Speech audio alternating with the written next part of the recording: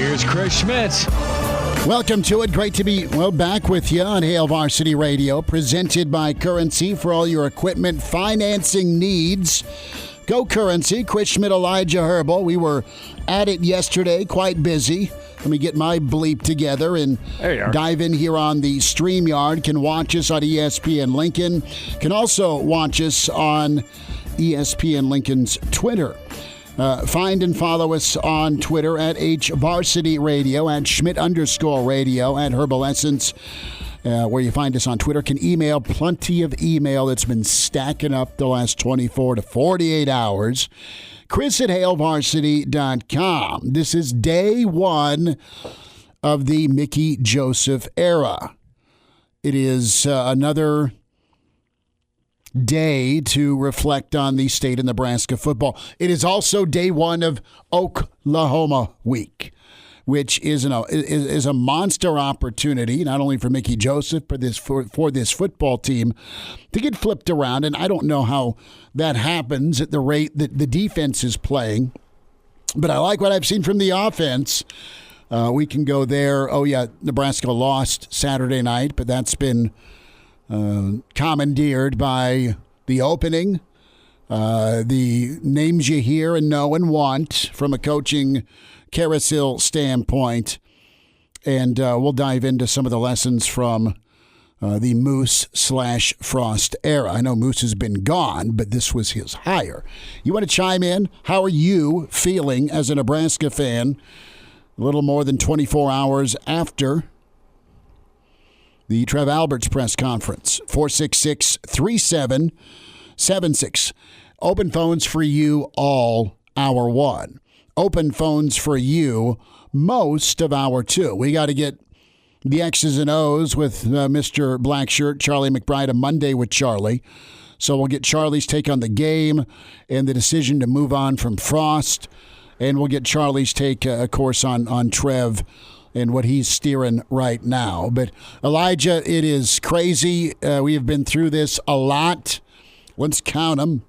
From Tom to Frank, from Frank to Billy C., from Billy C. to Bo, from Bo to Grandpa Werthers. Nice man. And from Grandpa Werthers to Frosty, and from Frosty to Mickey Joseph. That is 7. Whether Mickey keeps it full-time or is a Band-Aid, we shall see. Who's with us? We got Bob on the line. Bob, thanks for calling. Welcome into Hail Varsity. Go ahead. Hey, Smitty. Good afternoon. Good to spend time with you, Bob. What do you think? Well, I'll say it like this. Thank God in Greyhound he's gone.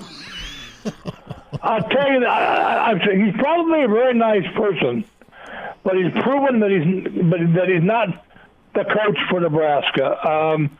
I'm tired of all the failure. You know, it just nothing has seemed to have gotten any better. I raised my head up once at the beginning of the year with the new hires, thinking, well, I got a little bit of hope. Of course, that was immediately squashed. Mm-hmm. With the Northwestern game, and then the North Dakota State game, and sure didn't make me feel good with them being tied at the end of the half. And by the way, I don't believe in the fans booing the team. That's just unacceptable in my opinion. But then for this game, that was just the last straw. I told my wife after the game that something's got to happen. He's got to go because. Now we got Mickey Joseph, who was a very good quarterback for Nebraska. I remember some of those games, particularly I remember that horrible game when he was pushed viciously into the sideline and really got hurt against, I believe it was Oklahoma or Oklahoma State. Yeah, it was Oklahoma, Bob, in 1990, and that laceration wasn't good.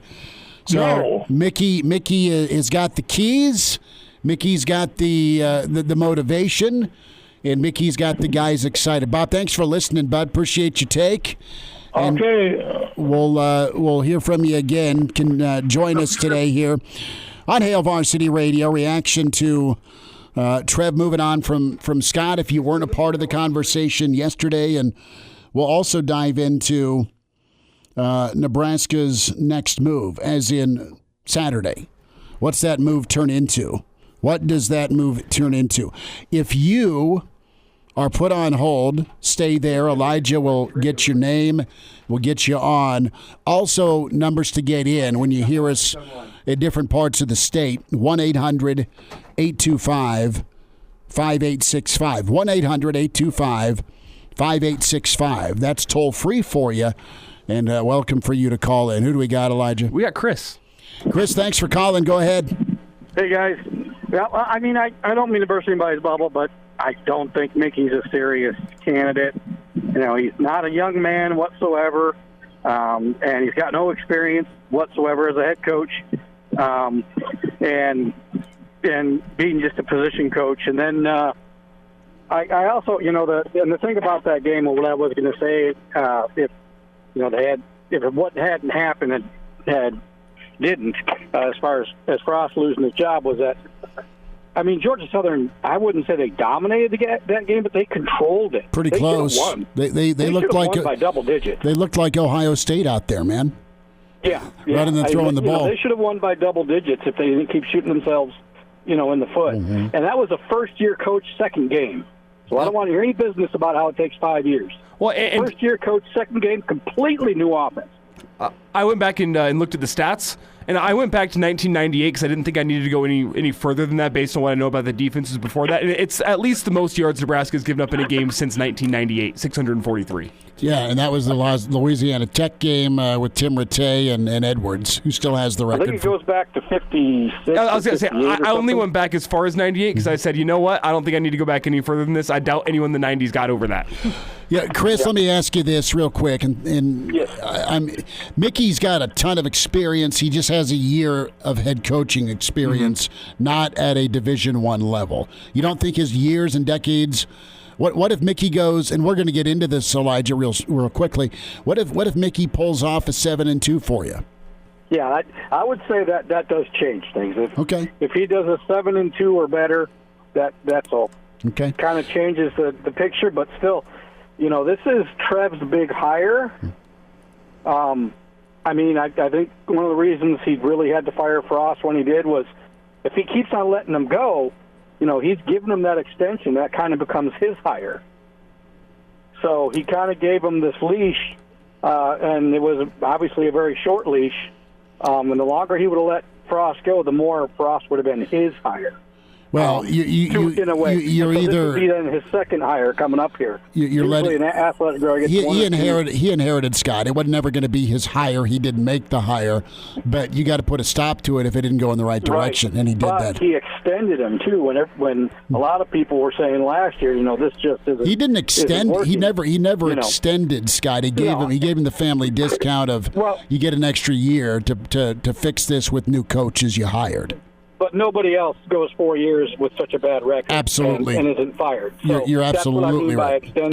Gotcha. You know, as an athletic director, you only get at most 2 football head coaches. If one fails and then another one fails, you know, and sometimes it's even a shorter leash. Yep, so Chris, he's got to go with the proven commodity.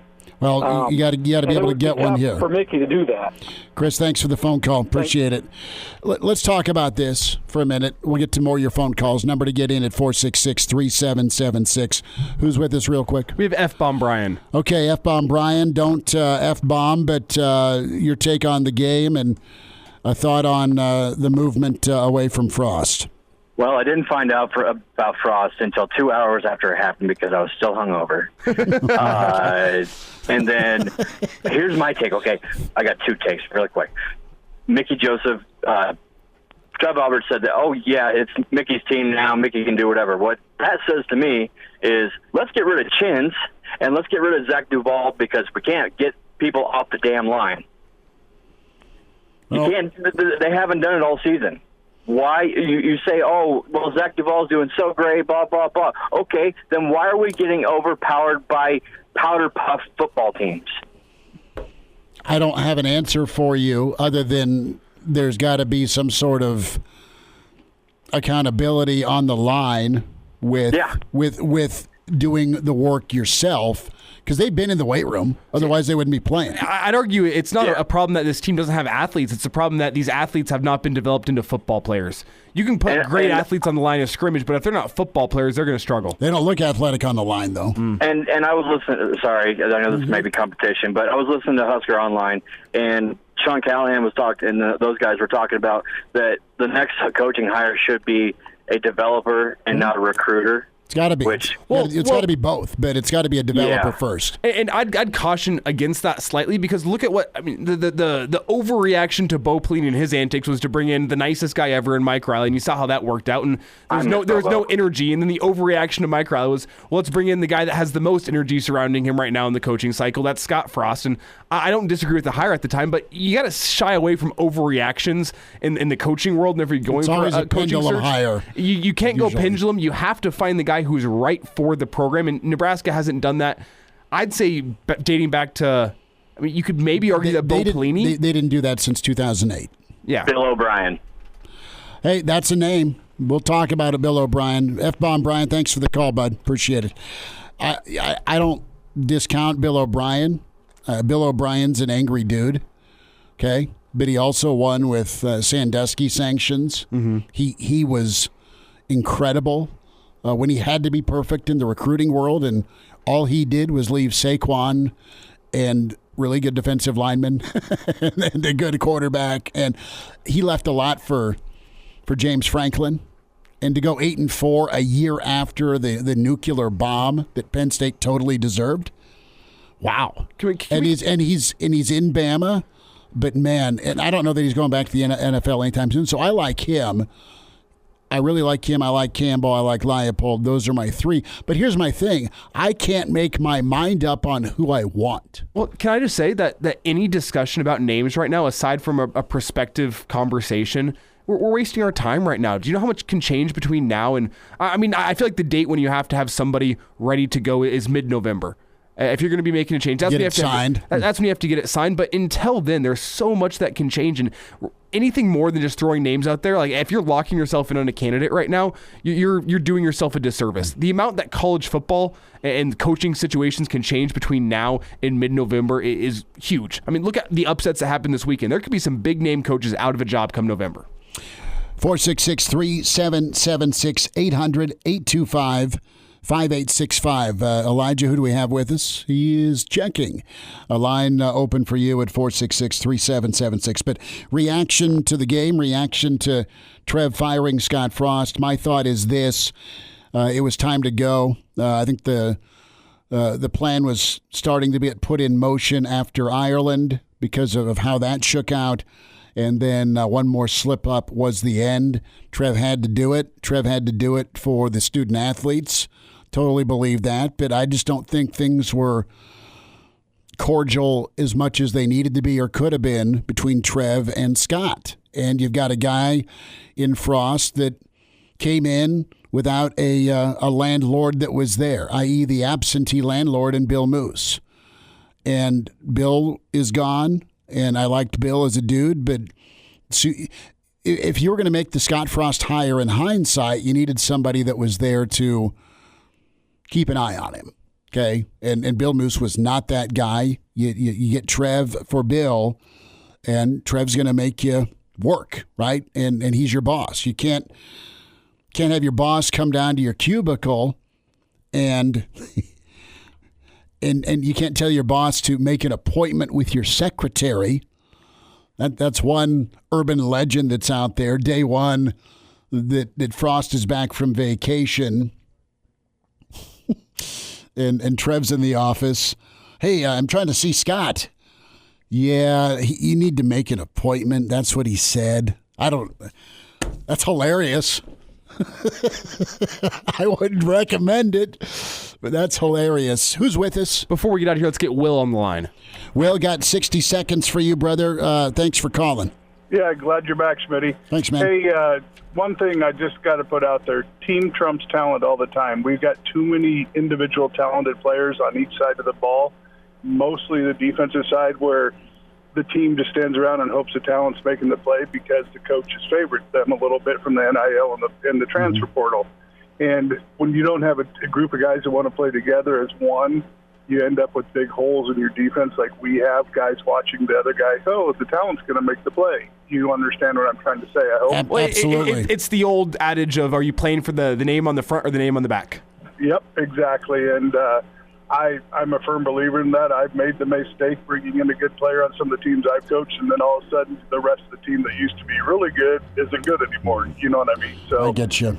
They've got it. They just got to find the right guy that can bring them together. And I'm a firm believer that Mickey Joseph can do it. And this weekend, early prediction, Nebraska 24, Oklahoma 14. Love it. Well, if they find a defense that holds Boomer to 14, yep, God love you, Will. I hear you, buddy. Take Appreciate you. All right, more phone calls from you. Hail Varsity continues. Charlie McBride, an hour away. And now, back to Hail Varsity Radio. Thanks for spending time. It's Hail Varsity Radio, presented by Currency. Chris Schmidt, Elijah Herbel. More chances for you. The aftermath of the Alberts decision. Scott Frost no longer at Nebraska, and we can for sure look ahead. Mickey Joseph, his era. What can Mickey do for you? About 11 o'clock on Saturday with Big Noon here. A lot of names, Elijah, and a lot of candidates. I believe there's a number of folks that would be interested, that might be interested, and that might take a phone call from Trev. And it's a topic of discussion with Nebraska fans. And it's interesting where's Nebraska at? We have a thought process and really a standard. We always think of the Nebraska job as a blue blood job. Mm. And that's just from growing up here, looking at it and seeing two different guys win national championships. You can win and do really good things at Nebraska. From a national standpoint, the world of college football's continued to evolve. And one thing that hasn't is your talent base in Lincoln. It's gotten better in Lincoln, Central Nebraska, Omaha. I'm not saying it's bad. It's really good football. I think there's really good athletes and talent. So much so that out of state spots from the SEC, from the Pac-12, from the SEC, they're coming into Lincoln, and they've gotten kids. But I think you have a number of high school kids that may not be doing football. There's a ton more kids that are just not doing football too. That's also a reality, unfortunately.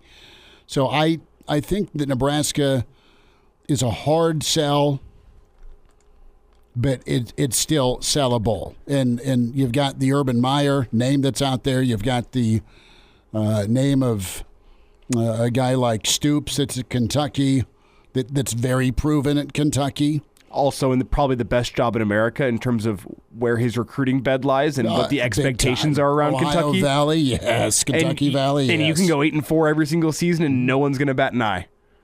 Plus you're making good money. I think he's up over $6 million a year at Kentucky. That's a great job. Yep. It's going to be hard to pry him out of there. And I think the reality, we had a couple callers ago say, give me Bill O'Brien. Look, listen, Bill O'Brien's gettable.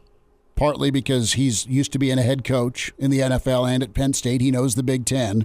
He'll do well. Now, Bill O'Brien, the other part of this is you can only work for Saban so long before you're ready to jump in front of a train. Seriously, because he's a tyrant. And I mean that complimentary. The guy's cranking out national championships. But you can only work there so long. And honestly, I told you I didn't know where I'm going. I gave you Bill O'Brien. I gave you Leipold. I gave you Campbell. I love Matty Campbell, but I think Calhoun's money at Air Force, and I love Leipold. I don't care that he's at Kansas. I don't care that he went 2-10 last year. I think, listen, it doesn't have to be a Nebraska guy because that's not worked. It just didn't work, but it's okay to be the right Nebraska guy, and I count Leipold is one of those guys. And one thing I have heard in this discussion is, well, Nebraska needs a guy who's going to move the needle on a national scale. Trev doesn't care about that. Trev doesn't care about that. You know what's going to move the needle on a national scale? Wins. Yeah. A guy who comes in and takes Nebraska to a bowl game in his first season. A guy who can come and get Nebraska a 10-2 season within his first 4. That's what's going to move the needle. And the only guy that does that is the right guy, not a guy who comes in and gets all the national talking heads saying, wow, that's a great hire. Nebraska just had that. It didn't work. Nebraska, right. And it came down to ego, came down to hubris, and it came down to a guy that, I'm not saying Scott doesn't know football or isn't good at football coaching, but as a head guy and a runner of a program, giant mess. You need a guy who's a proven program builder. That's the best way to put it. A guy like Matt Campbell, who's taken a very difficult job at Iowa State and turned them into 4 or 5 straight years of bowl appearances at Iowa State. That's hard to do. It gets down to the standard of Nebraska fan. When you come back and start winning again, what are you willing to accept? What's your bare minimum? Because guys have been run out wrongfully because 9 or 10 wasn't enough. Blowout here, blowout there, not enough. Guy's a psycho on the sideline. Can't take that. Guess what? He was winning and putting guys in the NFL. Well, Frank's not T.O. Got to blow him out because, damn it, the best K-State team ever and almost played for a national championship team drilled you.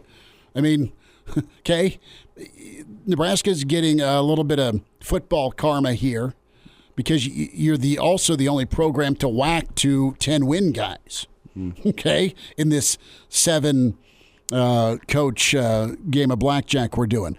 With us is Brennan. Brennan, thanks for hanging on. If you're on hold, stay there. Brennan, go ahead. Yes, sir. I am here. Yep, you're on the air. Go ahead. Awesome. Well, hey, first off, I finally hung my Nebraska flag back up. I felt okay to do that. But I really want to make a compliment on how Trev Alberts handled this firing. Gives me, and I'm guessing the rest of the program and fan base, hope that we have the right guy at the top. But it seemed like he handled this from a fan perspective first instead of an AD perspective. I got to think if he was an AD first, he maybe would have waited until that buyout to save some money, but he knew there was a lot on the line, and it was time for a change. So, well-spoken guy. I feel comfortable that we have the right guy in place. I really hope Mickey does well over the course of these next 9 games. And I guess I trust that Trev's going to make the right decision and put the next guy in place that's going to get us to where we want to be. Brett, I think you're right on with the Trev trust part, and being a guy who covers Nebraska football, there's been way too many athletic directors and coaches, and Trev gets it. Trev's perspective is what's brilliant here because he's played it, he's been drafted, he's been a Butkus winner, he's had to make tough calls in UNO, and I know that fires some folks up in Omaha still. Totally get it, but Trev is again at the end of his press conference was the sticking the landing part after a great routine, and that no one's bigger than the program. That might have been a little more insight to Scott, and the other part of it too is he's not bigger than the program. As great as he was and the chair he sits in, he's got to make the right call for the program. He did that short term by moving on from Scott and putting Mickey in with a little bit of juice and some momentum, potentially from a motivational standpoint, different voice. But that's what is going to ring through to me when it comes to this next hire, whether Mickey wins the job or Trev has to go somewhere else. No one's bigger than the program, and this next hire is truly, we thought, all right, if Scott gets the opportunity, he can get Nebraska, air quote, back. Well, it didn't happen. Too big a gig for him, okay? This next hire may truly make or break Nebraska from the landscape of college football and competitive discussion point. They'll always have money. They'll always have brand. They'll always have that blue blood status to many. But you gotta kind of start climbing out of the gutter now. It's really the time is now to do it after whatever next transition happens. Thanks for the phone call. Good stuff. Numbers to get in at 466-3776, 466-3776. Toll free where you hear us on the Hail Varsity Network, 1-800-825-5865. Let's go to John. John's been hanging on. John, go ahead. Hi, how are you? I respect you as sportcaster, and your awards speak for itself. And I go back I'm almost 80, and I go back to knowing Chippy Dye Jr., who brought in Bob Devaney. And the thing that really disappoints me is the candor of the press, everything, newspaper, magazine, radio, and television. And I had made comments, about Riley and about other coaches, and they just sort of poo-poo you. And I know I made some comments a couple weeks ago. They were not negative, but I made some comments, and there was some people on your morning show, and they just acted like there really wasn't much going on. And people want to trust the people that are selling, Buicks and beer. And when the people are out there with no clue, and you know what's going on. You are at the top of the line, and I don't John, know. you're not a paid caller, just so we get the audience. No, I'm not. And I sort of look at the negative a lot, okay? Mm-hmm. But I try to be fair. Mm-hmm. And all I'm hoping is that things work out and we give everybody a chance. But we're going to have another situation like this with the basketball program. And I hope they're fair and put the basketball coach up to the same standard that Coach Frost was put up to. And I think Scott did the best that he could with what he had, and I don't think people realize how down our program was. I thought it was, John, it was really down. I don't doubt that from a culture standpoint, meaning that you have an NFL-minded coach with no curfew for college kids. That's a nightmare waiting to happen. But when you take over, you can only throw the previous staff under the bus before you start winning so often and so long. That never happened. And it's sure you've got two different tenures that didn't really mesh, except for about a 4-game spurt at the end of 2018. Sure, I agree. Well, you keep up letting people know, and I really appreciate that. But one last comment. Osborne didn't have a rosy thing, too. He had some problems, and he had some problems when he was forced out to bring Frank Solich in. He wanted to coach a couple more years. And he gave Frank his word. There's always personality conflicts. Yep, absolutely. How do you manage them? Appreciate it, John. Thanks for that phone call. Number to get in, 466-3776, 800-825-5865. That is the sweet spot, Elijah. I've just been informed. If you're listening, Chip sent an email in, and can email. We'll get to your emails, chris@HaleVarsity.com on where Nebraska goes next. Mickey is going to get a full opportunity. That's big time. And what's Mickey do with the opportunity? We will get to that. I got an email here from Chip, chris@HaleVarsity.com. Obviously, you want a genius that can recruit, that has character, but please get a guy that has positive energy and fire that carries over to the whole program. So that's big. Bo had a little too much negative emotion. Riley and Frost, very little emotion. Maybe Mickey will bring it. And yes, I would take, dare I say, Urban. We'll get Urban's thoughts. We'll hear from Urban Meyer on the Nebraska Geek. Hale Varsity continues. We're presented by Currency. And now, back to Hale Varsity Radio. Thanks for spending time. Plenty of reaction. Elijah, we haven't even gone to the game. How much beer you drank after the game? Numbers to get in, 1-800-825-5865, 466-3776. More thoughts on Trev and the direction Nebraska can go with Mickey Joseph. What's the win total for you? How serious are you considering Mickey? I think Mickey's got a shot, man. Mickey's got an absolute shot. Right now, if I'm leaning, it's placeholder versus full-time guy. Mickey's got a good and long list of experience. The thing that's sweet about Mickey is his story. His story is tough neighborhood, great family, hardworking family, but tough neighborhood. Family has been everything to him.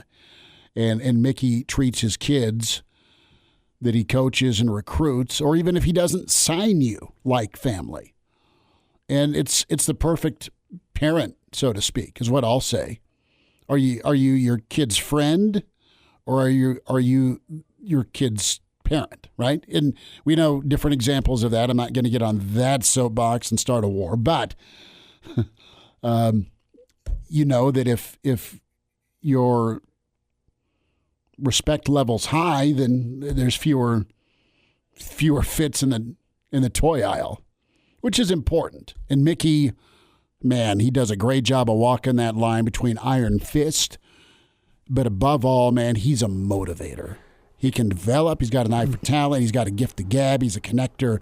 So he has got all that. He has that locker room fired up. Not that they wanted to be a part of a program again that sees a coach popped 2 games in, 3 games into a season. No.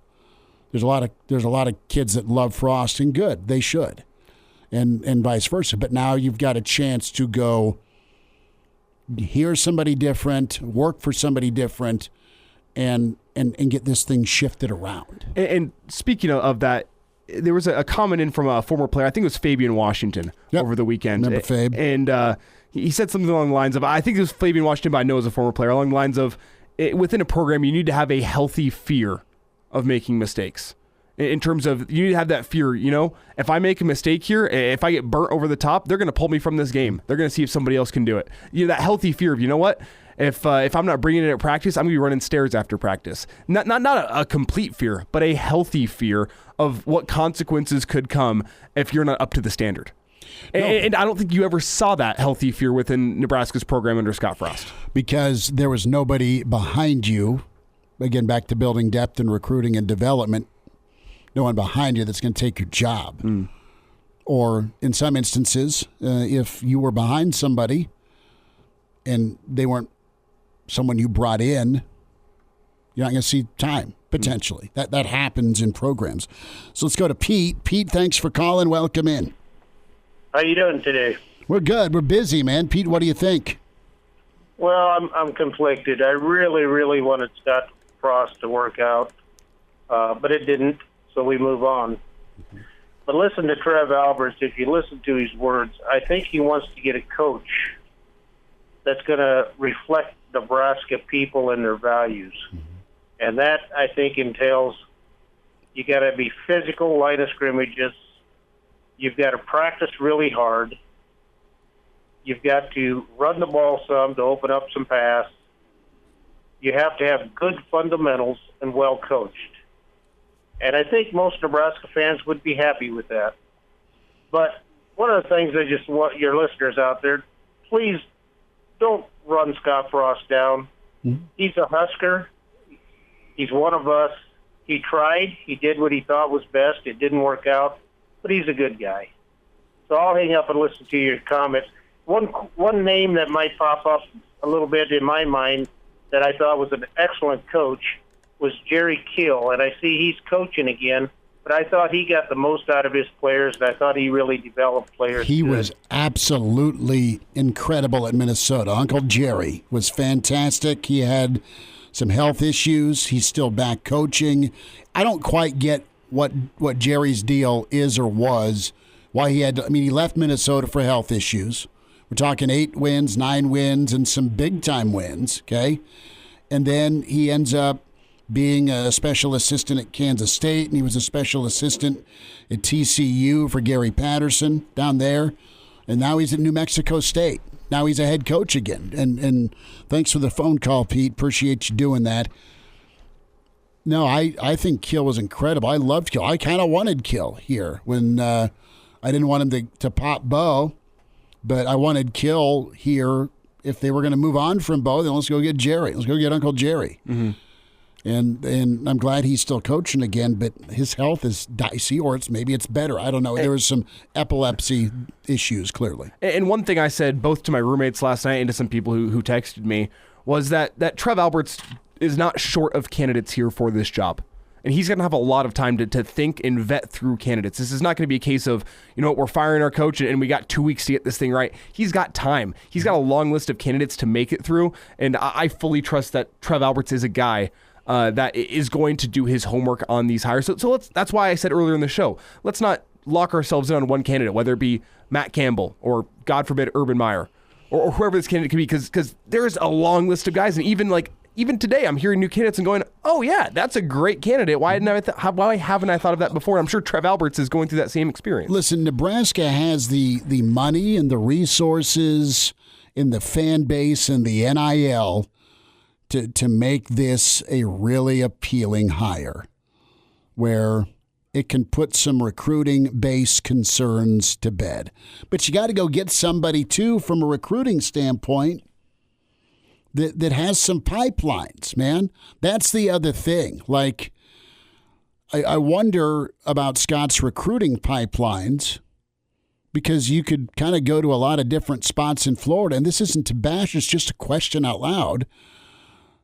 I mean, I think Becton's money. I like Fisher a lot, right? And I think Chins has done a good job as a recruiting coordinator, meaning he's a defensive coordinator that recruits. I mean, he got you Cam Taylor-Britt, and I think Logan Smothers we haven't seen a ton of, but I think he's a hell of a good football player when he's in.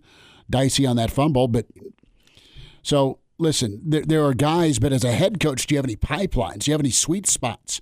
Florida was a big-time spot for Urban Meyer with the Bosa brothers. Okay, There was a connection there. What did Urban Meyer do? He went and hired Larry Johnson from Penn State. Penn State was printing first-round defensive talent in the NFL. Guess what? They all come to Ohio State, right? And you got to have somebody like that on your staff. And I do. You got Bill Bush. You have Mickey Joseph. I think Brian Applewhite's phenomenal. And I think Raiola also from a Polynesian connection could do well. And then there's Whip. I think Whip and Mickey will be great together. I think they really do like one another. Who do we got? We got Doug here up against the shot clock. Doug, go for it, bud. Sorry about it. If we got to carry you. Doug ejected. I should have shut up. Doug, give us a ring back. We've got time for you at 466-3776. But I'll add here to your point about this current coaching staff with Mickey at the helm. I don't believe that this is Trev's top plan by any means. Mickey will have to, we can hit this later in the show maybe. Yeah. Mickey will have to do some serious work this season, I think, to retain this head coaching job. I think if it's Trev's preference, Trev's going to get his guy. Yeah. But it's going to take a big performance from Mickey Joseph through these final 9 games if he wants to retain this job. Totally fair. Totally fair. But you get the opportunity. Is he like one of his mentors, Ed Orgeron, right? Easy Ed was the interim guy until he stuck for 6 years at LSU. Chime in 402-466-ESPN or email the show, Chris at HailVarsity.com. Just try me. Back to Hail Varsity Radio. Thanks for hanging out with Hail Varsity. Chris Schmidt, Elijah Herbel. We're presented by Currency. For all your equipment financing needs, go Currency. We're streaming on ESPN's Twitter, Facebook, ESPN Lincoln's Facebook, Twitter, and then Hail Varsity's radio handle on Twitter, HVarsity Radio. Can watch the show that way, interact that way. As Bill tweeted at us, what's he think about Chris Peterson? He thinks that Chris Peterson should get a phone call for the Nebraska opening. Let's get to the phones, though, as Nick has been patiently waiting. Nick, go ahead. Thanks for calling. Yeah, no problem. I just wanted to go ahead and say that, having this good practice and working hard and having all those values, they are important, but that's already happened. That was already happening, supposedly, according to the former coach. And so I think... Do you think they've been practicing well? I mean, they aren't tackling anybody. I don't think the practice is the setup. Well, they can have a 2.5-hour practice in the morning. Have they been hitting anybody and wrapping up? Doesn't look like it.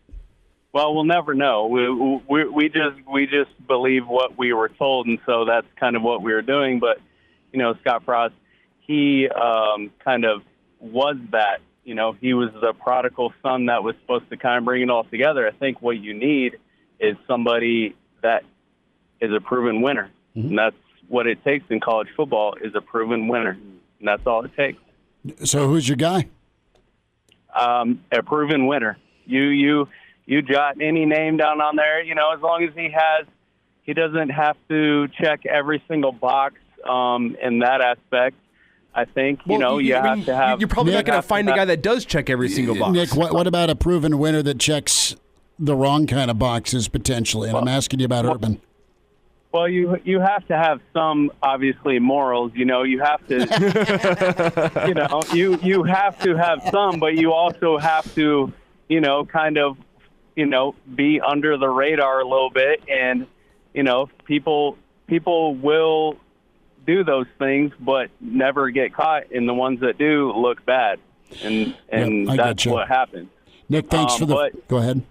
You just need to, in the words of Aaron Rodgers, relax.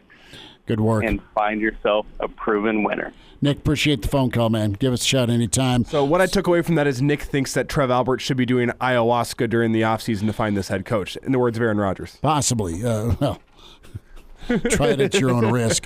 Paul, wrap us up here in hour one. Go ahead, bud.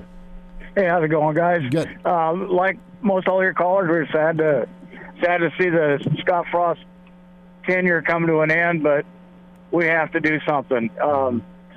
Also, my main point to call today was I have a real issue with how Scott had discipline on his team. Mm-hmm. I always get torqued off when I see a defensive back make a tackle or even make a play 20 yards down the field and then celebrate for it. Yeah.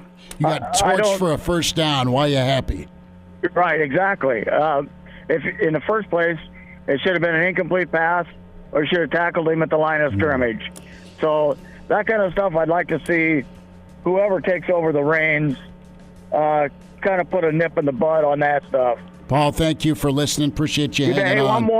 One more suggestion. Yep. How about Ed Orgeron? Well, I'm sure Mickey will give him a shout. He'll be brought in. That'll do it for hour one. Charlie McBride next. Welcome to Hail Varsity Radio, the voice of Husker Nation. Insight, opinion, expertise, with the biggest and best names talking Nebraska across the state. Join the show on Twitter at Hail Varsity and at Schmidt_radio. Call in at 402-466-ESPN or 1-800-825-5865. Here's Chris Schmidt. Thanks for spending time. It's hour two. It's Hail Varsity Radio. We're presented by Currency. For all your equipment financing needs, go Currency. Chris Schmidt, Elijah Herbel. We'll get to more of your phone calls and emails, 466-3776. It is that time, though. It's a Monday with Charlie, Mr. Blackshirt himself, Charlie McBride. Coach, how's the weather up there by the lake? I am. I'm actually sitting in the rain. It's not raining hard. It's just kind of that drizzly stuff. So it's Oklahoma, Nebraska rain is what you're telling me. Yeah, I know. It's nice though. My wife's sitting there with me. She's left though. She's doing something else. But I mean, it's beautiful. But every time he calls me, I think he's. Everybody's getting fired. I thought they fired me today. No, never, ever. Charlie McBride's with us here on Monday with Charlie. No, we love you. The listeners love you, and we are so appreciative. So don't think that. But Coach, we've been doing this a long time together, and we've unfortunately had these Mondays, where there's a change that's been made. What is your reaction to Scott being let go? Well, I was a coach, so every time somebody gets fired, you're messing with the whole family. You're messing with everybody, and it hurts Debbie and I a little bit because we hate being around families that get messed up and some guys looking for jobs and stuff, which is everybody's done. If you're in the coaching profession, you expect that too. Because it looks like the NFL, the coaches, they've named it the NFL because it stands for not for long. So, it's just it's just the way things are. And, I think I asked my wife this morning what she thought, and she said, I know you trust, you trust Trev, and that should be your answer. I said, well, that's what it is. I trust him. I trusted him when I when he played for us. I trusted him all through the years that I've known him, and I'm going to say that if he says it's done, it's done, and that's what I say. Okay. Sure. Because you don't like to see it. Okay. I mean, especially somebody that did so much for the school when he played, and he tried hard, and he did everything you'd ask anybody to do, and those are the things that hurt. Charlie McBride's with us, a Monday with Charlie at Hail Varsity Radio. Coach, you mentioned Trev, and, as you look at Trev in this role, because Trev's perspective is very unique, and it's really impressive, quite honestly, where he's had to wear the administration hat, and he's done it now at 2 different places and made tough calls, unpopular calls. But he did what he thinks best. He's been a player for you that understands the Nebraska way of development. So he gets it from a player perspective, and then also from the broadcasting and polish side of things, the media game. I mean, he did that forever with ESPN and CNN. So he's really kind of got the trifecta here of the landscape of a sport and all the sides. What makes you trust Trev? I'll ask it that way. I think one of the things is what he says he does. He's not somebody that tells you something that doesn't happen. If it doesn't happen, he's tried everything he could do to make it happen. Gotcha. And he's just a kid.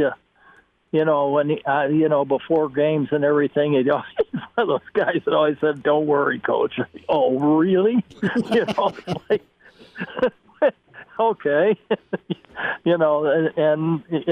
That's impossible not to, but you feel good when your players think that way, and we had a lot of them that did. I mean, you go back to the Broderick Thomas. Broderick would always say, "Coach, you're going to match these people," and everything. And it was Tommy Frazier was that way. He was really positive person, and I mean a guy that he'd always tell me we'd go out to a scrimmage. He'd say, "Charlie, we're going to hurt you people today," Then we'd sack him about 5 times. He said, "Well, we'll have to wait till Wednesday." That's funny. We scrimmage again. Charlie McBride is with us here on another Monday with Charlie. And Coach, I know that the talking point today has been Scott Frost. That's been the major thing. But I want to go back to the Saturday night that caused the firing, or at least it was a big part of the lead up to the firing. And I mean, I want to get your reaction to 643 yards of offense from the Georgia Southern Eagles. I don't even know their mascot at this point. The Fighting Eagles? Georgia Southern. What about the defense, and can it get fixed? Well, let's put it this way. There was a lot of people that wanted me to take a hike, and we were winning. You know what I mean? Right. No, I get you. So I understand that part of it. But, I remember the time when Kansas State threw for 400-plus against us, and we won, but it was ugly.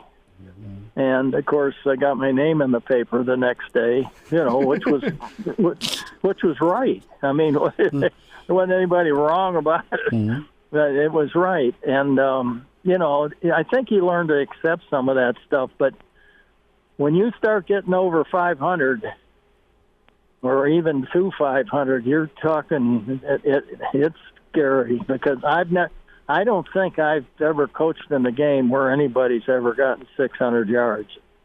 And I sat here and watched it, and I didn't believe it was that many.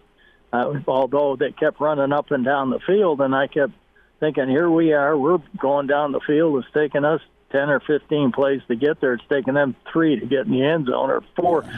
And that's kind of scary, right then. So I don't know what the time was. I haven't got my official notes yet. Sure. And everything that I look at. But, I don't think that's very good. said some things before, I guess, that I think are important. I think the one thing is if you don't stop the run, you can't win. Period. You can't do it. And if you look at some games, I think one game we played in a bowl game might have been even Florida, where they were -2 yards rushing. We stopped the run, right? And I said that in the press conference, and everybody laughed and giggled. Hey, you stopped the run, and this and that. Well, then our players know that all they're going to do is throw the ball so they can tee off on their assignments. They don't have to, look for the run. They can just go ahead and look for the pass. And, one of the things I really learned in that thing, and of course I learned it before. I've heard guys say, coaches, when I've been different places, every play is a pass. And that's how we want you to get off the ball. And so probably my last 5 or 6 years, that's the way I took it. Every play is a pass, and play the run on the way to the quarterback. Gotcha. Good. And but I think you have to really work on your trade. I remember John Perella coming back and talking about the guys that played defensive end for them out there, and how many reps they rep the same thing over and over, because that was what they did. Even though everybody knew that's what they did, they made it better than they could block it. They kept, fighting over it, and they had a counter off of it, and sometimes two of them. So, and that's the things they worked on. One or two ways they had, and everybody knew it that played in the NFL and knows it now. But they just couldn't stop them. I mean, they were so good at what they did. Coach, I wanted to get your thoughts here on Mickey Joseph taking over. Mickey, you coached when Mickey was here. Love him. I'll tell you what, I did. This is kind of a funny thing to say, but Mickey was really a second-team quarterback, and he knows what it is to be a second-team quarterback. He knows how it hurts, Yeah. And I think that has a lot to do with his compassion to the players and how he, feels about them, because he's been there. But I'll tell you what, that kid was always positive. I mean, always. He acted like he was the starting quarterback. And when you have kids around like that believed in the program like that and know that he may never get in the game, and stuff like that, you have a lot of respect for those people. Guys that stand up. Some of them want to quit and go home. And that's what this thing has opened up. Let all the babies out, and they go home somewhere after they transfer about 3 times. I can understand guys that want to play in the NFL and think they have a chance, and they are good, that they're probably playing at maybe the wrong school, and they know it, and so does a lot of people. But, it's anytime you start doing it 2 and 3 and 4 times, and, it doesn't look good for your character. Coach, what do you think about Oklahoma coming to town? Are you coming back for Oklahoma? What do you think? I think you're going to be putting some eye black on. I'm coming back to moon them. That's pretty good. Yeah, we're gonna. In fact, I did talk to Tom today, and I said he called me and asked me if I wanted to sit up there with him, and I said, well, I do, and I will, but we can't hear any noise up there, anybody, So, but I mean, that was to him. That was a joke, because he knows that I like to hear people banging each other, But I would miss it. I think the one thing is somebody mentioned there might be some of the coaches that are still moving. At Oklahoma, maybe coming back to the game too, because of the kids having their they're having a big party, I guess, for the 71 and 70 and 71 teams, which were they were loaded. Mm-hmm. I mean, and I think it's, it's a deal that I feel like if I missed it, it'd be part of my life that I would be sorry for. Sure. Well, you got a prediction for me? Can Nebraska keep it interesting? This will be a nail-pounding job. I mean, this is going to be more exciting, I think, for the fans. I think they ought to be more excited than anything they've ever had, because I think, here you got a young kid that's going to be out there, and he's going to be as nervous as you can get, and the players know it and everything else, and I think you're going to find out some of these guys are going to play like they can play. Wow. Charlie McBride with us. Go ahead. I've always told those kids, I always ask them, how hard have you played as hard as you can? They say yes, and I just answer, no, you haven't. And I think they're going to play the no, you haven't part. That's impressive. Coach, we got just about 90 seconds left, but there's a lot of names out there for the opening. What's your reaction when you hear Urban Meyer? Oh, I don't know all that stuff anymore. Urban Meyer's a heck of a football coach. I mean, I think you just have to look at. I really think you still have to go sometimes with a person that really knows what this place is made of. Mm-hmm. I mean, I might be all wrong. I mean, I watched the Michigan man stuff out here, and the first Michigan man, they ran out of town. The second Michigan man, they ran out of town. Now they got one. Now they got one like they didn't have two before that they fired. But I really think that Nebraska is a special place.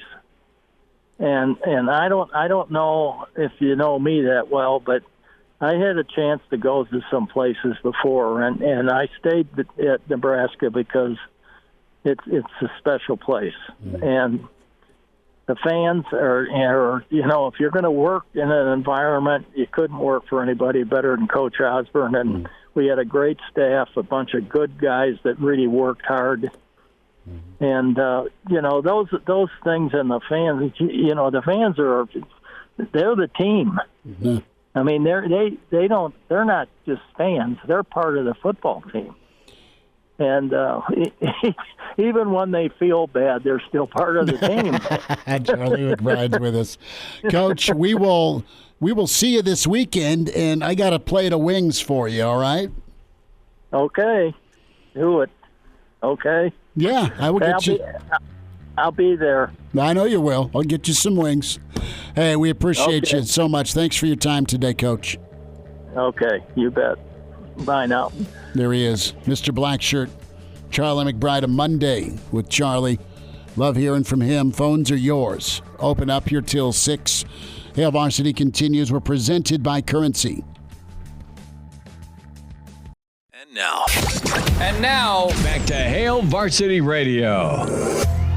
Thanks for your time. It's Hail Varsity, presented by the Nebraska Lottery. We'll have the full Charlie McBride Mondays with Charlie posted on our Hail Varsity Radio Twitter at HVarsity Radio. Also, ESPN Lincoln. We're streaming live here, the Hail Varsity Twitter feed, as well as ESPN Lincoln and the ESPN Lincoln Facebook, so can interact that way. Can always email Chris at hailvarsity.com. We'll get to more of your calls in just a second. Who's on hanging on with us? Oh, we have Eric and Steve both hanging on with us. Eric and Steve, hang on. I want to get to Tom Chattel real quick, and we'll also get to Urban Meyer shortly.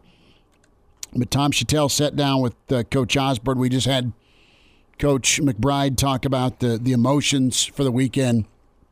We're excited that Coach McBride's back. We are excited that Coach Switzer is going to catch up with us as well this week. That's fun. So you had Tom Chattel, and we'll talk to Tom this week as well. We were big Tom Chattel guys at the World Herald. But he sat down with Coach Osborne.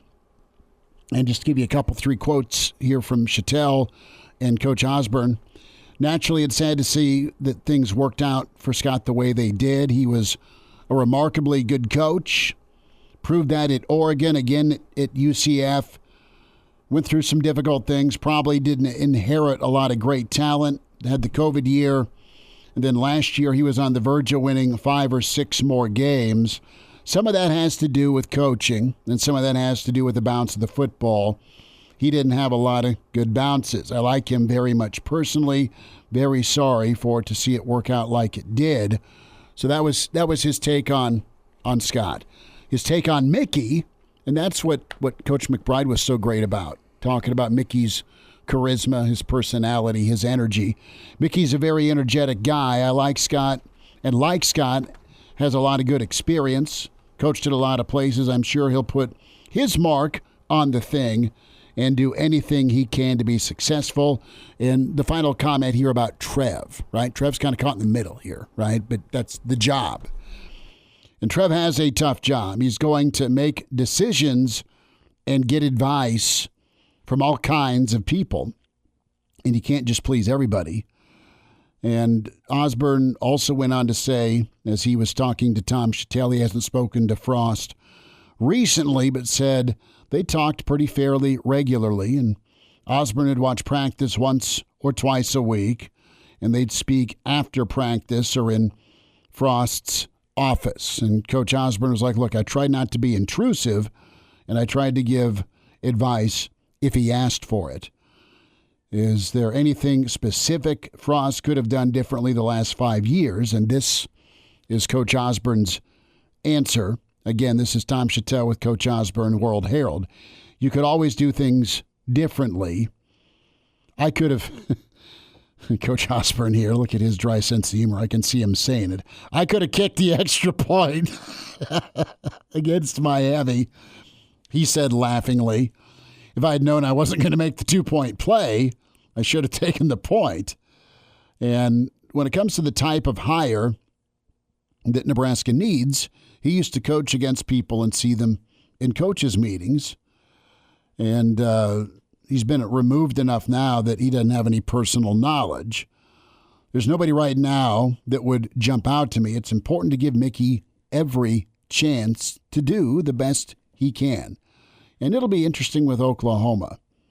You get Oklahoma and then the Big Ten, and there are quite a few coaches in the Big Ten. The Big Ten doesn't give you any cheap stuff. We'll have a little bit more from Tom Chattel and Coach Osborne. The phone line's open the rest of the hour, 466-377-6800, 825-5865. Who's with us? Eric. Eric, thanks for hanging on, bud. Go ahead.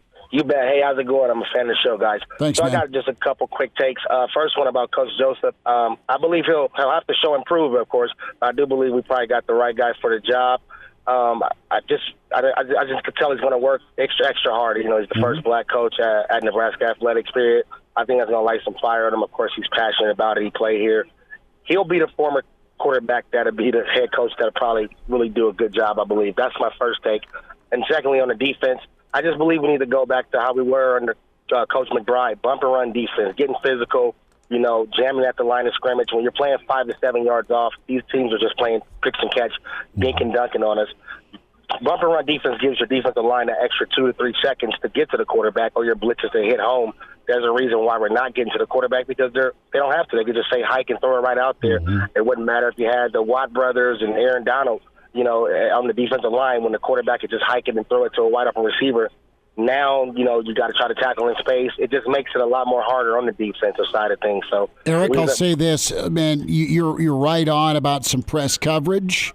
Yeah. Now, back in the day, you had Baron Miles, Tyrone Williams, Stokes, Booker, Minter, Mike Brown, Ralph Brown. Yeah. You had some dudes. I think Newsom's pretty money, and I really like Buford. He had a hell of a game last game. He's a heck of a player. He is awesome. And then you have Farmer, but I just don't know that you got the pass rush this year. I mean, it needs to step up, even if they do play bump and run. Yeah, I just feel like that gives you extra couple seconds for the pass rush to hit home. But when the corners are playing 5 to 7 yards off, and then they're backpedaling when the ball snaps, now you're looking at 10 yards of space, and they don't have to. The pass rush don't have a chance to get there. Neither do none of these blitzes. So I wish hopefully some Husker players and coaches are listening. Somehow this message could get to Coach Joseph and Chenander and them, because Chenander has not run any press coverage since he's been there. And I really think it's a mistake. I really think the defense will be a lot better and then vastly improve with some physical. When you want a defense to be physical, you start right there being physical, right at the line of scrimmage when the ball snaps, instead of being passive. That's all I got. Thanks, guys. Eric, appreciate you, man. Good stuff. Love that phone call. Good work from Eric and a little press coverage. I like, who looked really good, and I know he was off the ball a little bit, was Newsom. Newsom was beating the heck out of the dude, getting off blocks in that first part of the ball game, but you just got to get home. You got to get home, and you got to get some pressure. I think, 3 or 4 pressures and 23 dropbacks. And every single time they in the first half. Every single time they got pressure, it threw that Georgia Southern offense off. And the offensive line for Georgia Southern, give them credit where credit is due. They did an awesome job, not only picking up the 4 pass rushers, but picking up blitzes, keeping Kyle Van Treese clean. They did a great job with that. I want to give credit where credit's due. Sure. But at the same time, you're Nebraska. If you need to get pressure on a quarterback, you should be able to generate some sort of pass rush, whether it be through scheme, through blitz, through the superior athletes that you have on the outside, or on the edges, I should say. You should be able to generate pass rush, and that was really disappointing because they were hanging this. It's a young, inexperienced secondary, and they were hung out to dry. I mean, really, it was a poor defense all around. The interceptions that Buford made, one was insane, and it came because of pressure. Yeah, absolutely. And Tanner's there, man. I think Tanner can get there. Garrett can bull rush, and O'Shawn has the ability. Well, we'll see what is concocted this week. We'll hear from Coach Joseph tomorrow. And get his take. Excited also tomorrow on the show, Tony Davis going to be with us, Joe Washington with us, and then Tuesday with Kaz. Rick Kaczynski will be with us. Kaz's take on things. He was right. He said you got to make Van Treese move his feet and get him hurried up. Flustered. Didn't happen enough. Mitch Sherman tomorrow as well, and we'll have Coach Switzer with us Wednesday. Steve with us. Yes, Steve, sir. Thanks for hanging on. Go ahead. Yeah. Hey guys. I hope Coach Charlie's right, but I think Mickey Joseph's just set up to fail, at least right away. And I think Oklahoma's going to take Nebraska behind the woodshed. Could happen. Line's at 11.5. That seems low right now, the way Nebraska's defense has been playing. And you're going to see a different opposing defense, Steve-O, with Oklahoma. Oklahoma doesn't have the 3 beasts off the edge like they did last year. That said, it's still Oklahoma recruits that are going to come after your Nebraska offensive line. You got to be able to run the ball. Yeah, much. Real quick, I hope the Queen gets as nice a eulogy as Albers gave Frost. That's fair take. Okay. Very fair take, Steve. Thanks for the phone call. Appreciate it. I hope the Queen gets as good a eulogy as Frost. That's pretty good. That was classy. That was Trev. Trev is classy, absolutely. But some new energy, some excitement. Let's be frank, it's intrigue, right? You're intrigued about Saturday. You might be like Steve, and it could be pinata time.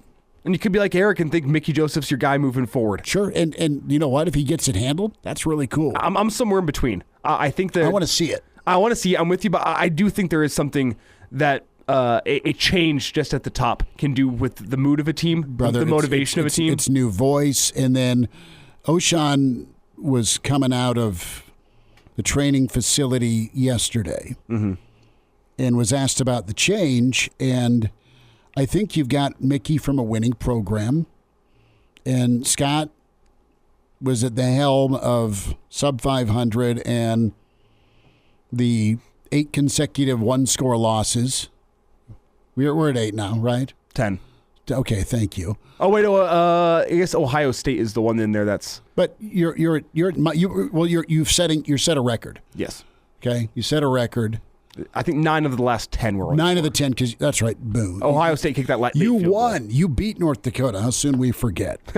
And I'll also just say, I said it earlier in the show, but in order for Mickey Joseph to really get a chance to come back and lead this program again, to be the guy, Dude, what's the number? 6-3 he probably has to go? He's got to win Saturday, and he's got to go 3-1 in November.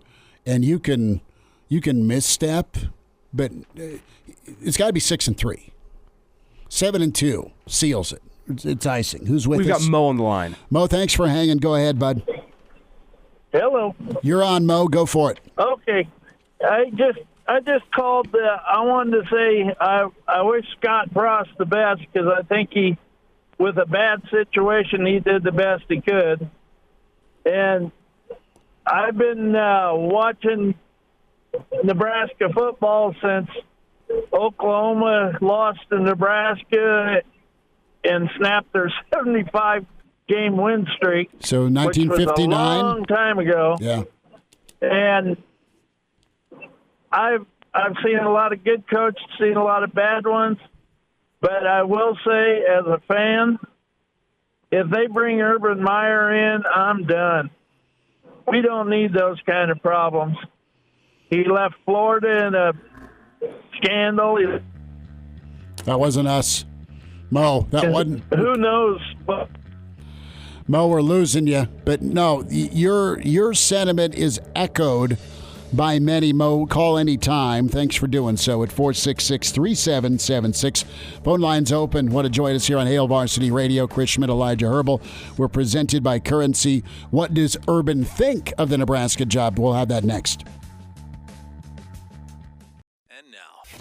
And now, back to Hail Varsity Radio. Thanks for spending time. It's Hail Varsity. We're presented by your friends at Currency. Chris Schmidt, Elijah Herbel, and Urban Meyer will speak here in a little bit. He was on BTN. What's he think of the Nebraska job? It totally takes the right guy for the Nebraska job. It's an elite brand. Is it an elite job? And you just got to target the right guy that's ready for a challenge.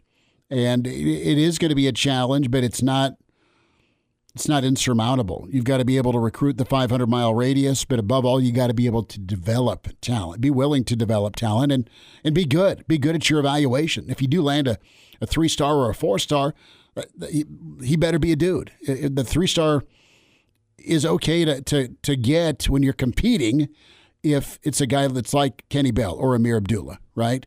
Or a Tommy Armstrong. And those are some high 3-stars that Nebraska won recruiting battles for, and they were a little different. They were a little different because of how they gambled. Kenny was in a veer offense, just as an example, but guess what? Kenny could never be caught. They'd throw like 3 times a game. Kenny go run the football down. Amir, too tiny to play running back in the Big Ten or the SEC, so you're going to play a defensive back. Where have we heard that before, right?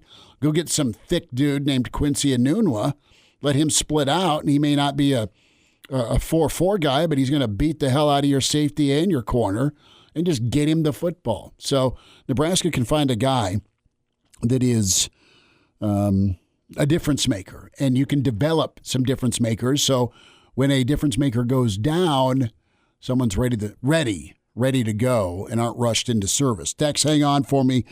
Quick reminder, do you want tickets to the Oklahoma game? Well, Red Zone Tickets have you covered.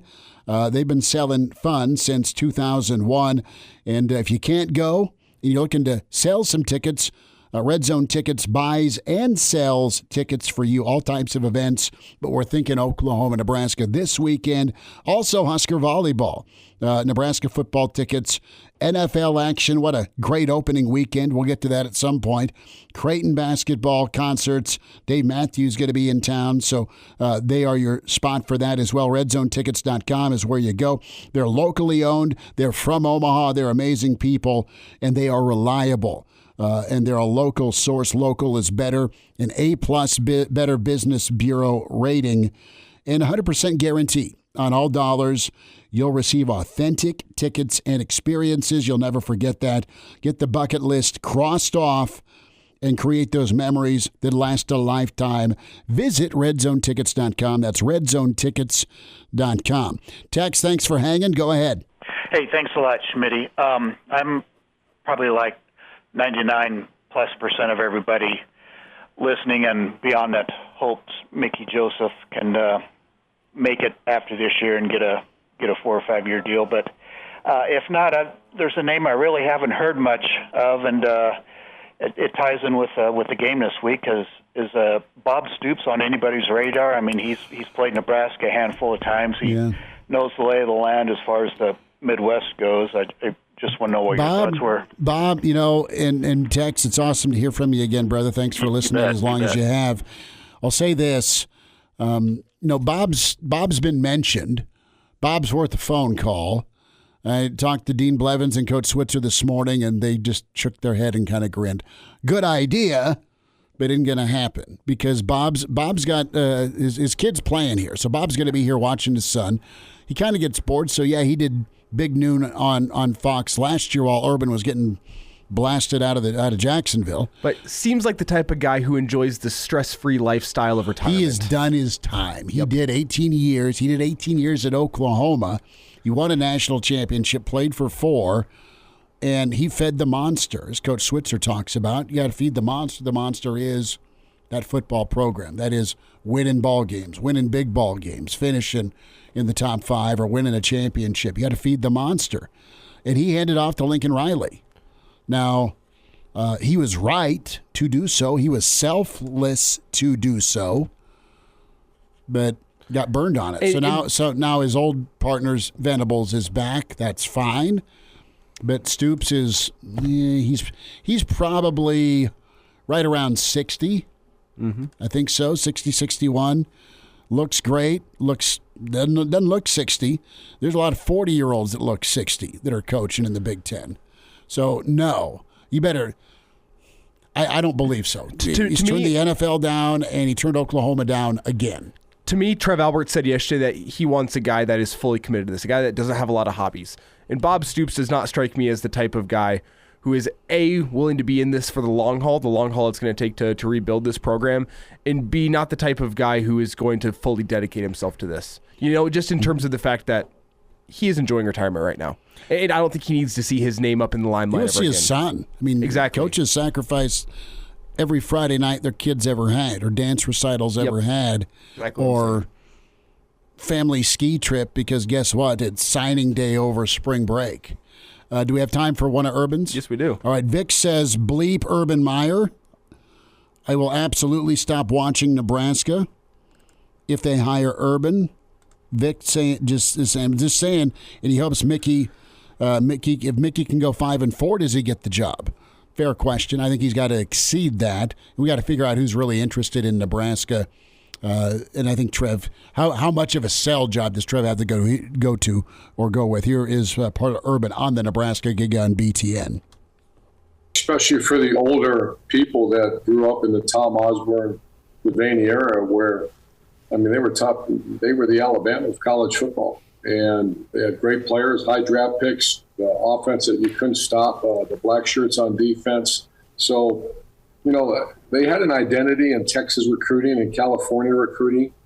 And when they made the move to the Big Ten, you're now playing teams, obviously, in the Midwest and East Coast, and the families in Texas and families in California, you really don't have that much interest in, because you don't get to see your kids play. So they got to really, and I know they've had success in New Jersey before, but, the recruiting footprint of Nebraska really have to be identified. It does, and Urban has recruited really well. Urban's walked into 2 situations that were loaded. Now, it's funny because, Urban followed the guy who followed Spurrier, better timing, but he also followed the sweater vest, who was loaded up with talent. He didn't screw it up. He hasn't really truly built from the ground up since Utah. No, and guess who was helping him in Utah? Bill Bush. He had the first pick overall in the NFL draft for 2 years. All right. You get to Florida. I'll say this about Urban. He didn't miss on quarterbacks because he had Tim Tebow, but he had to kick Cam Newton out of school for ripping off a computer, allegedly. And Cam went to Auburn. So Tebow's successor, remember it all went to hell once Tebow left? Tebow's successor was Cam Newton. bang. There's another championship for you. Nebraska needs a guy that has proven, as I said earlier in the show, that he can build from the ground up, from the basement floor. Urban's built. I don't necessarily think he's built from the ground floor, dating back to Utah. That's my take. He did well at Bowling Green, and then he was at Utah, two smaller gigs, but we'll see. I'll add, what's his investment going to look like here? If he were to come, which is crazy talk, I think. No, I don't think you go to him. You just don't. We'll wind down a great show today. Thanks. Miss us? Come here, brother. Give me a hug. Bring it in for the real thing. We're on call for you. Catch the podcast at HailVarsity.com, the ESPN Lincoln app, or download them on iTunes. Saddle up, partner. Back to Hail Varsity Radio.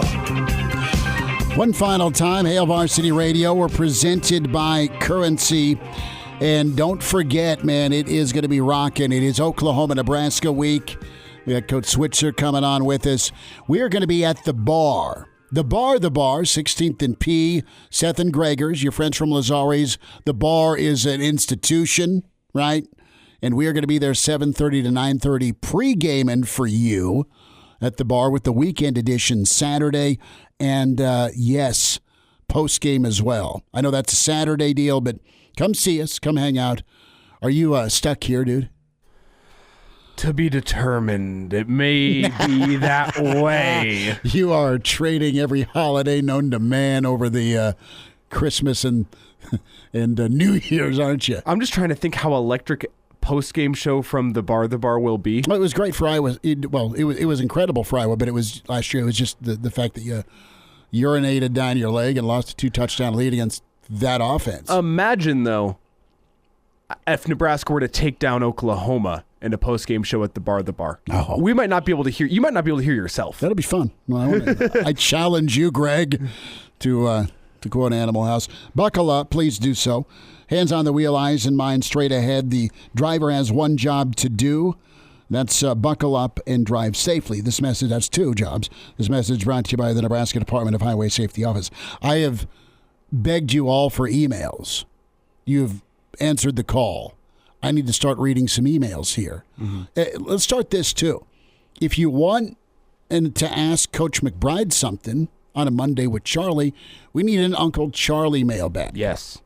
So send an email to me, and I'll ask Charlie for you. Or send a tweet in as well. Yeah, you can do that. At HVarsity Radio, right? Jinx. Or at Herbal Essence, at Schmidt_Radio. Okay, Greg in Michigan, I don't care who's coaching as long as they win. Love how Urban and PJ Flex names get the masses riled up. Very much so. Pat emails in. Good evening, Pat from Omaha. God love you. Thanks for listening. Nebraska really needs to look at 3 Sun Belt Conference coaches. These 3 coaches each have had success at multiple head coaching programs and have had lasting success. Kurt Congetti at James Madison. Jamie Chadwell, we've heard of Jamie. He does great at Coastal Carolina. Sean Clark, Appalachian State is going to get no more bye games, okay? Because App State drilled A&M after almost drilling North Carolina. Should have drilled North. I mean, they put up 60 against Mac. I mean, Mac's still, he ain't chewing solid food yet. Mac Brown's still worried. I also want Trev to interview Lance Leipold. God love you. I am seconding that, Pat. I think if I had to lead, my lean's Lance over Campbell. And I know it's KU, and I know it's Iowa State, but I'm not too uppity right now if I'm a Nebraska fan with where's the coach coming from? He fits that criteria I said earlier. Proven program builder. You have Jamin is not emailing about the show. Matt emails in, no Matt Campbell ever. Matt says Campbell's in 7 years at Iowa State, a .564 winning percentage. Matt Campbell is the Big 12 equivalent to Mike Riley. Get off the high horse, though. You know how hard a job Iowa State is? I think that's fair. But really fast, you had an audio should never be suggested at Nebraska. We'll get to more of your emails tomorrow, Kevin and Rick. Thank you much. Look at the podcast, Spotify, iTunes, Google Play, Hail Varsity Radio, YouTube channel as well. Thanks.